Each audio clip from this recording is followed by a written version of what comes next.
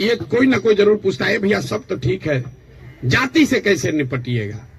तो पहली बात तो ये समझिए कि जाति जो है वो सिर्फ बिहार की सच्चाई नहीं है, जाति पूरे भारत की सच्चाई है, यहाँ के समाज की सच्चाई है। जाति की महत्ता जितनी बिहार में है इतनी ही आंध्र प्रदेश में है, इतना ही कर्नाटक में है, इतना ही गुजरात में है, इतना ही यूपी में है। आप में से कोई भी ऐसा आदमी नहीं है यहाँ जो उन राज्यों में जाकर राजनीति किया है या वहां चुनाव लड़ाया है।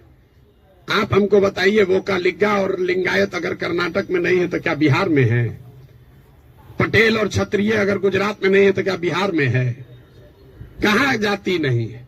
जाति हर जगह है। और जाति, ये आपको हमको हमारे दिमाग में ये बैठा दिया गया है कि बिहार में सब चीज जाति पर ही होता है। इस चीज को एग्जामिन कीजिए कि क्या बिहार में सब लोग वोट जाति पर देते हैं? तथ्य पर जाइए, दैनिक जागरण पर लेख पढ़कर दिमाग मत बनाइए। हम आपको 4 उदाहरण अभी देंगे, आगे क्या होगा छोड़ दीजिए, पीछे क्या हुआ है वो बताते हैं, आपको अपने आंख खुलेगा। 1984 में बिहार में कांग्रेस को बहुत बड़ी सफलता मिली थी। करीब करीब उस समय बिहार झारखंड जो एक साथ था 54 में 53 सांसद कांग्रेस के जीते थे।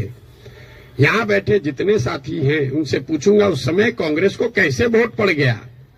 राजीव गांधी के जाति के बहुत लोग तो नहीं रहते हैं बिहार में, तो आप बताएंगे कि वोट राजीव गांधी को नहीं पड़ा, वो तो इंदिरा गांधी की मृत्यु हुई।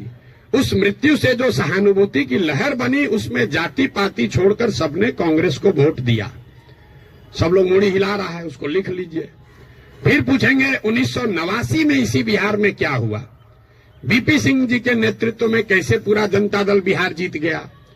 आप में से ज्यादातर लोग बताएंगे कि जनता दल को वोट नहीं पड़ा, वोट उस समय पड़ा बोफोर्स के नाम पर।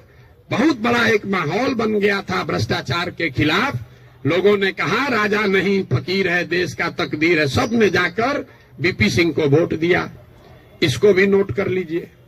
फिर आपसे पूछेंगे 2014 में क्या हुआ, मोदी जीत गए, भाजपा कैसे जीत गया बिहार में? तो आप कहेंगे भाजपा का तो कोई ताकत ही नहीं था, वोट भाजपा को नहीं पड़ा, मोदी को पड़ा। मोदी के नाम पर ऐसी लहर बन गई कि समाज के हर वर्ग ने जाकर मोदी को वोट दिया। फिर आपसे पूछेंगे 2019 में क्या हुआ, तो लोग बताएंगे यहां राजनीति तो सब बात करता है कि भैया एकदम कांटे का मुकाबला था। ये जो पुलवामा हुआ ना, उसके बाद समझिए कि हर जात का आदमी जाकर मोदी को ही वोट दे दिया। इन चारों चुनावों को आप कागज में लिख लीजिए।